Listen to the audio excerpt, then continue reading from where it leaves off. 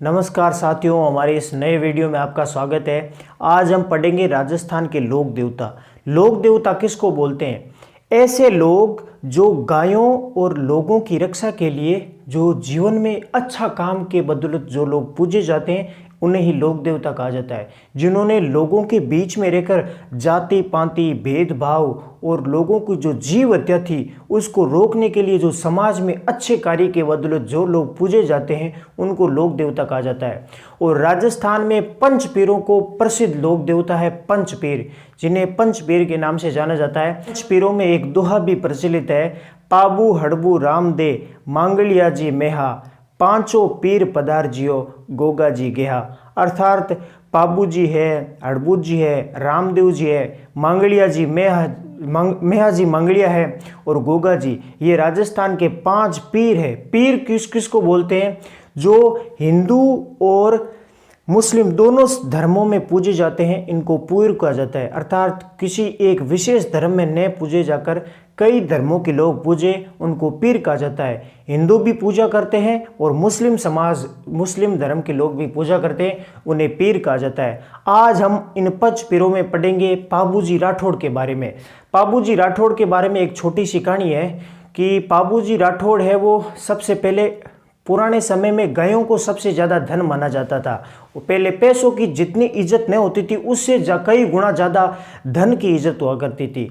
तो पाबूजी राठौड़ और अपना सगा बहनोई जी थे जिनका नाम था जिंदराव खिंची, इन दोनों के बीच में धन और गायों को लेकर मनमुटाव हो गया था।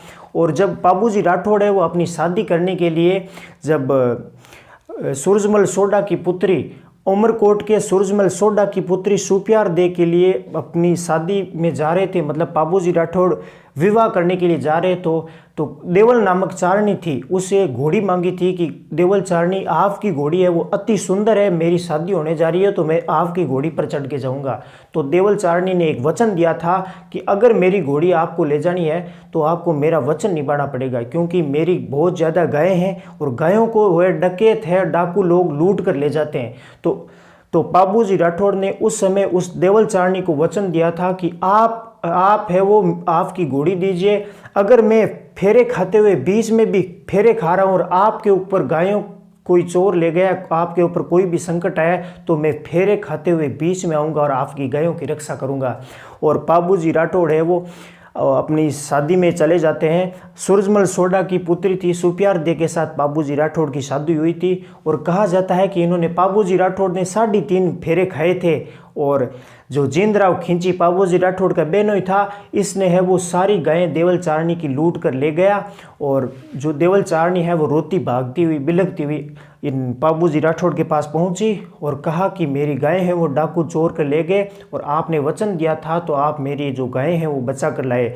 और कहा जाता है कि 3.5 फेरे लिए थे, चौथा फेरा भी कंप्लीट नहीं लिया और बीच में जाकर देवल चारण की गायें बचाई थी। और 1200 क्षेत्र में यही पाबूजी राठौड़ देचू गांव जोधपुर में अपने बहनोई जिंदराव खिंची के साथ लड़ते हुए वीर गति को प्राप्त हो जाते हैं। और तभी से लेकर वो बहुत बड़ा भव्य मेला कोलूमंड गांव, उनका मूल गांव है कोलूमंड गांव जोधपुर में, चैत्र अमावस्या के दिन सबसे बड़ा मेला भरता है पाबूजी राठौड़ का। ये सामान्य कथा है। और प्रतियोगी परीक्षा के लिहाज से पाबूजी राठौड़ से संबंधित जो 1 लाइनर एग्जाम में क्वेश्चन बनते हैं उनके बारे में हम चर्चा करेंगे शॉर्ट तरीकों के माध्यम से। तो देखो, पाबूजी राठौड़ के पिताजी का नाम दांदल जी राठौड़ था। ये दांदल जी राठौड़ किसके थे? जो हमने मारवाड़ के इतिहास में पढ़ा है कि दुअड़ नामक शासक नगरना गांव बाड़मेर में जो मूर्ति थी वो कर्नाटक से लाए थे। इनके भाई थे दांदल जी और दांदल जी के बेटे का नाम था पाबूजी राठौड़। पाबूजी राठौड़ राजस्थान के 5 पीरों में शामिल है। और इनकी जो पाबूजी राठौड़ थे, इनकी माता का नाम कमला दे था, पत्नी का नाम सुप्यार दे या फुलम दे, दोनों नाम मिलता है, सुप्यार दे या फुलम दे। किसकी? पाबूजी राठौड़ की पत्नी का नाम सुप्यार दे या फुलम दे, जो सूरजमल सोडा की पुत्री, अमरकोट के राजा थे सूरजमल सोडा, उनकी पुत्री थी सुप्यार दे, इनकी शादी हुई थी। और गांव कोलूमंड जोधपुर है, पाबूजी राठौड़ का गांव कोलूमंड जोधपुर में, और पाबूजी राठौड़ का मेन मंदिर भी इसी गांव में बना हुआ है।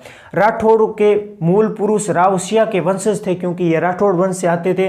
और घोड़ी का नाम केसर कालमी था। ये केसर कालमी घोड़ी मेन मुख्य इसकी देवल चारणी की घोड़ी थी ये मूल रूप से, और बाद में ये घोड़ी पाबूजी राठौड़ ने अपनी शादी में जाते वक्त इसके ऊपर बैठ कर गए थे।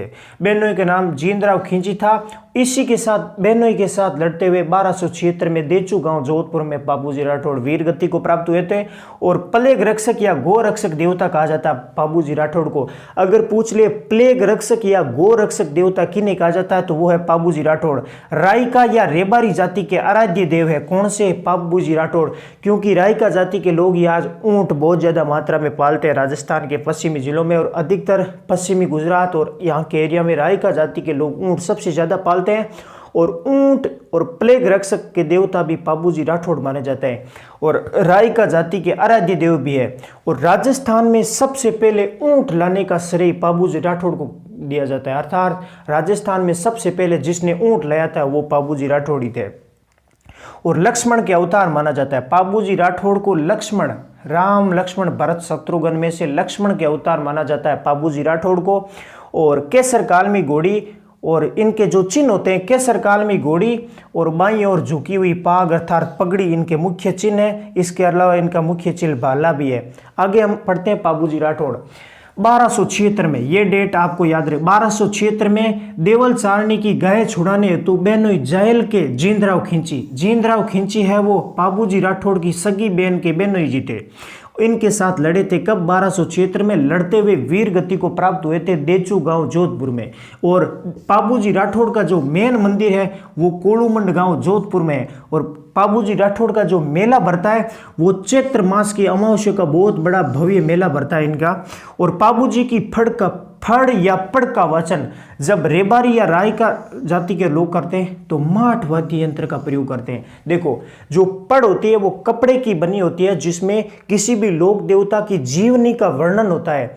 जब शाम को या किसी रात को या दिन को जब पाबूजी के भोपे इस फड़ का वाचन करते हैं, जब पाबूजी के भोपे रेबारी या रायका जाति के लोग करते हैं तो माठ वाद्य यंत्र का प्रयोग करते हैं। जब पाबूजी की फड़ का वाचन नाइक जाति के लोग करते हैं तो फिर रावणता वाद्य यंत्र का प्रयोग करते हैं। यह विशेष तौर से ध्यान रखें, 2 प्रकार के वाद्य यंत्र। अगर रेबारी जाति के लोग पाबूजी की फड़ का वाचन करते हैं तो माठ वाद्य यंत्र का प्रयोग करते हैं। अगर नाइक जाति के लोग पाबूजी की फड़ का वाचन करते हैं तो फिर रावणता वाद्य यंत्र का प्रयोग करते हैं। आगे, चांदा और डामा नामक भील थे दोनों ही। चांदा और डामा दोनों ही भील थे जो पाबूजी के भील सहयोगी थे। पाबूजी को युद्ध लड़ने में सहायता की थी, अर्थात पाबूजी का बहुत ज्यादा विश्वास था किसमें? चांदा और डामा नामक भील में। और पाबूजी राठौड़ की पूरी जीवनी है वो पाबू प्रकाश ग्रंथ में मिलती है। जितनी भी ये पाबूजी राठौड़ की जीवनी है जन्म से लेकर मृत्यु तक, जो 1276 में देचू गांव में जोधपुर में जो युद्ध हुआ था जींदराव खिंची तक, ये कंप्लीट जो पाबूजी राठौड़ की जीवनी है वो पाबू प्रकाश नामक ग्रंथ में मिलती है। कौन से ग्रंथ में? पाबू प्रकाश ग्रंथ में। और ये पाबू प्रकाश ग्रंथ है वो आसिया मोड़ जी ने लिखा था। और पाबूजी ने बघेला शासक से भागे हुए, बघेला शासक कोई दूसरा शासक था, उससे भागे हुए 7 भाइयों की रक्षा भी की थी। और ये मुख्य इंपोर्टेंट प्रश्न ये, पाबू प्रकाश नामक ग्रंथ किसने लिखा था?